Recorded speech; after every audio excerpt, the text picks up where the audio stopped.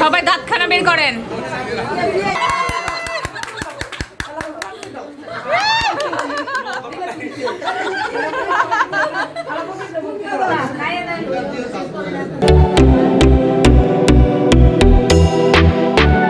Hello everyone, good morning.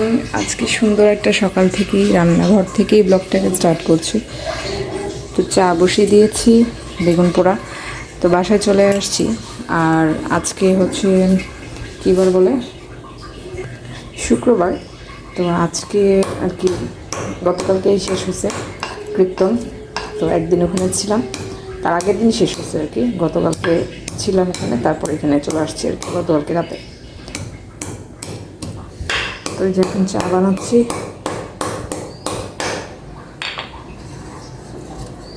সকালবেলা আদা চাটাই সবচেয়ে বেশি উপকার। আর সকালে নাস্তার জন্য বেগুন পোড়া, বেগুন পোড়া দিচ্ছি, ভাত রান্না করছে, আর হচ্ছে কালো জিরা ভর্তা করব। আর শীতের দিনে আলু ভর্তাও দিচ্ছি। শীতের দিনে আর কি এরকম এগুলো খাবার খেতে বেশি ভালো লাগে। আজকে আমাদের একটা নিমন্ত্রণও আছে। আজকে হচ্ছে আমার দেবরের আর কি কাকা শ্বশুরের ঘরে দেবরের হচ্ছে আজকে ওই আশীর্বাদ করতে আসবে, যে কারণে আজকে হালকা পাতলা সকালবেলা রান্নাবান্না করে দেন তারপরে হচ্ছে করব, আমরা চলে যাব ওখানে। আজকে দুপুরবেলা খাওয়া দাওয়া ওখানে, আস্তে আস্তে হয়তো বা সন্ধ্যার পরপর হয়ে যাবে। ঘুম থেকে উঠে যায়নি এখনও, আমার হাজব্যান্ড উঠছে আর মা আর আমি উঠছি। তো বাচ্চারাও ঘুমাচ্ছে আর বাবাও ঘুমাচ্ছে। বাবার আবার ঠান্ডা লেগে গেছে, এখন ওয়েদারটা একটু চেঞ্জ না, আবার কীর্তনে আমরা ছিলাম ওখানে, যে কারণে আর কি ঠান্ডা লেগে গেছে। তো দেখি আজকে কী কী রান্না করি। বসে পড়েছি সকালের খাবার নিয়ে। তো সকালে যা যা করলাম তাই নিয়েছি হচ্ছে কালো জিরে ভর্তা, আর এটা হচ্ছে গতকালকে ডাল ছিল, সেই ডালটা শুকিয়েছি, আলু ভর্তা, বেগুন ভর্তা, আর গরম গরম ভাত। যদিও ভাতটা এখন বেশি একটা গরম নেই, কারণ সবাই খাওয়ার পরে লাস্টে আমি খাচ্ছি। রোদের মধ্যে বসে বসে গরম গরম ভাত খেতে কিন্তু খুব ভালো লাগে। যদিও ভাতটা একটু ঠান্ডা হয়ে গেছে, শক্ত হয়ে গেছে। এরকম সুন্দর একটা ভিউ দিতে দিতে ভাত খাওয়ার আর কি মজাই আলাদা।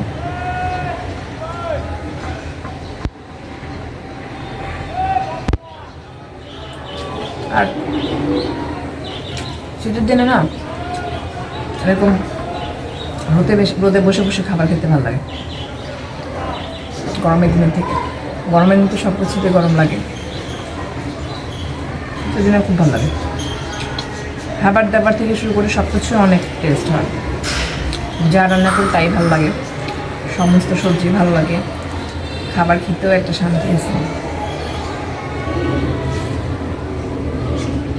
আজকে যে দুপুরে রান্নাবান্না নাই, ভাবতেছি বাথরুমগুলো ক্লিন করবো।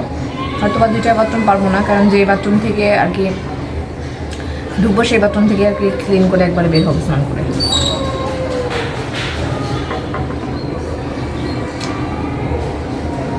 ভাতটা যদি গরম হতো না আর একটু হেভি লাগতো, একেবারে ঠান্ডা হয়ে গেছে। সবাই খাওয়ার পরে লাস্টে আমি আমার ভাত নিয়েছি, তার জন্য।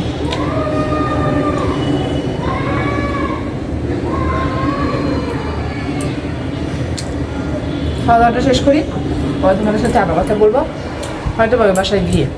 এখন একবারে চলে আসছি হচ্ছে অনুষ্ঠান বাড়িতে, আর খাবার টেবিলে বসেই আর কি তোমাদের সাথে কথা বলতেছি।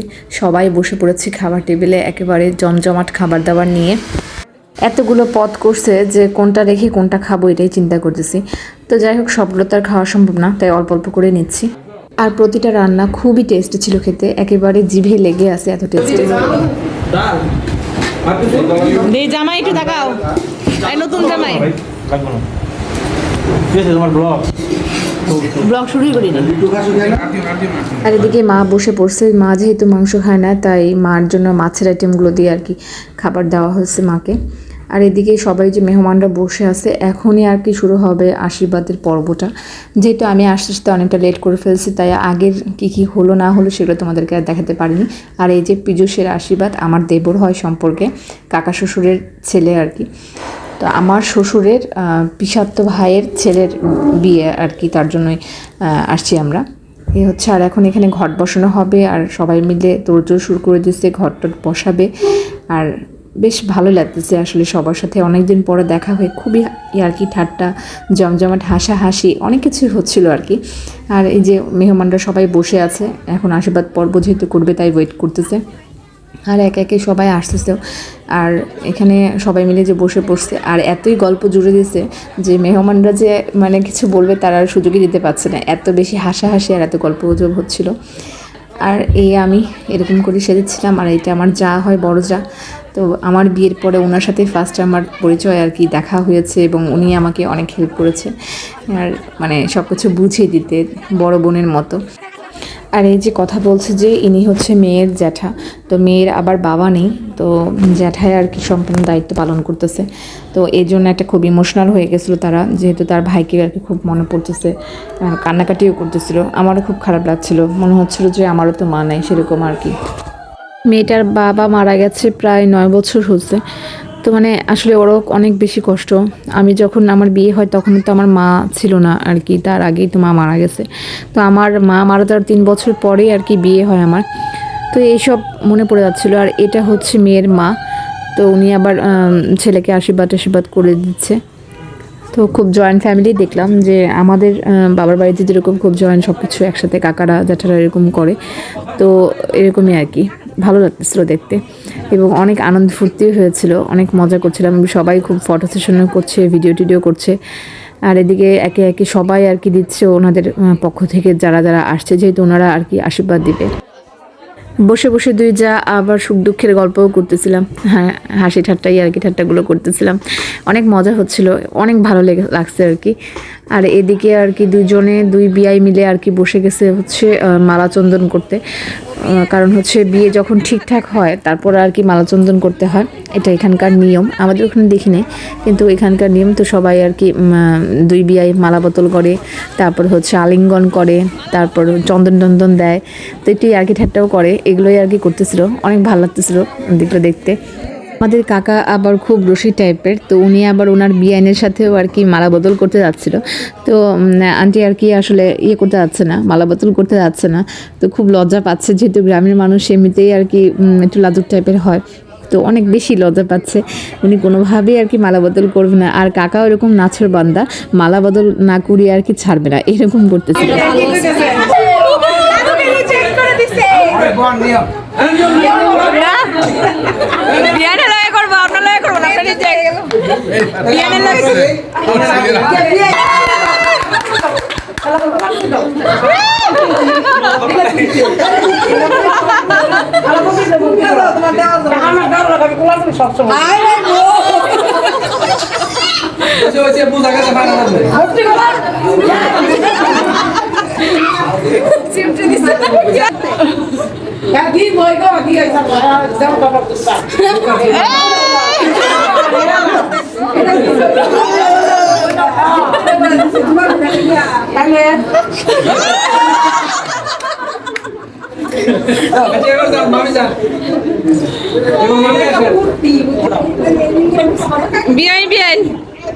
Bien.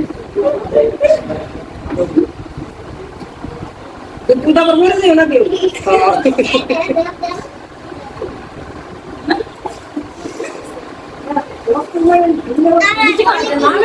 Kalau kamu kemana? Kalau makan mas ya, makan mas. Malah itu seragam. Jadi kalau masalah ini, kalau tak kita sih.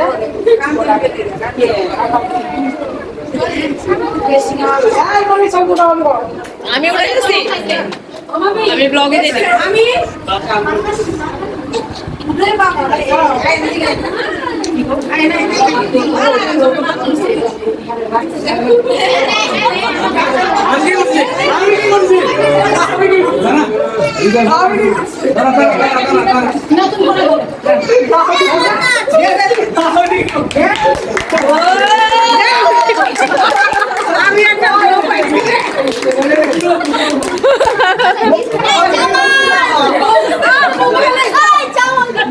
আমার ভক্তিটা আবার ঠিক মতো নিয়ে যাচ্ছে।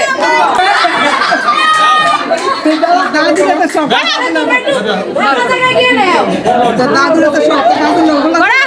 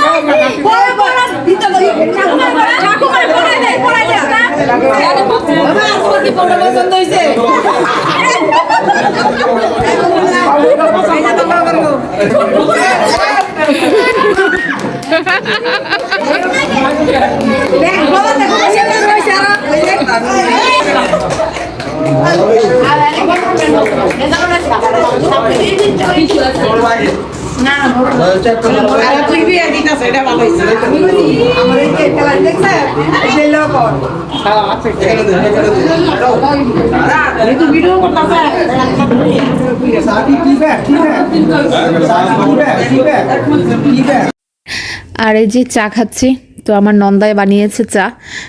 যদিও চায়ের মধ্যে দুধ চায়ের মধ্যে অনেক কিছু দিয়ে রাখছে, আদা, তেজপাতা, এলাচ, দারচিনি, যা দেওয়ার, কিন্তু বেশ একটা ভালো হয় নাই। কিন্তু কি আর করা, নন্দায় দিয়েছে ভালোবেসে, তারপরে তো খেতে হবে, কিচ্ছু করার নেই। আর এদিকে সবাই ফটো সেশন করছে, আমিও ভিডিও করে দিচ্ছি। সবাই দাঁতখানা বের করেন, সবাই হাসি দেন। হাসি ঠাটার মধ্যে আজকের দিনটা খুবই ভালো কাটলো। আর আজকের মতো ব্লগটা তাহলে এই পর্যন্তই। Tata, good night.